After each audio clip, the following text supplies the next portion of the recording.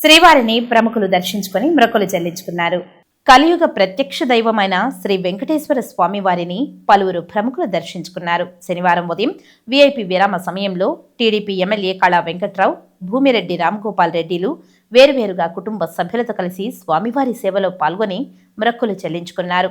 దర్శనానంతరం రంగనాయకుల మండపంలో వేద పండితులు వేద ఆశీర్వచనం అందించగా ఆలయ అధికారులు శ్రీవారి తీర్థ ప్రసాదాలను అందజేసి పట్టు వస్త్రంతో సత్కరించారు.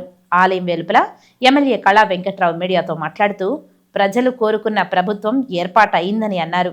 అభివృద్ధి సంక్షేమం కోసం ఆ భగవంతుడు చంద్రబాబు నాయుడిని గెలిపించారని తెలిపారు. అభివృద్ధిలో నెంబర్ 1గా ఉండేలా కృషి చేస్తారని, ఆయనకు ఆ శక్తిని భగవంతుడు ప్రసాదించాలని కోరుకున్నట్లు తెలిపారు. ప్రజలు కోరుకున్న ప్రభుత్వాన్ని భగవంతుడు ప్రసాదించాడు. ప్రజలు ఈ రాష్ట్ర అభివృద్ధి కోసం, ప్రజల సంక్షేమం కోసం చంద్రబాబు నాయుడు గారిని ముఖ్యమంత్రిగా భగవంతుడు ప్రసాదించాడు.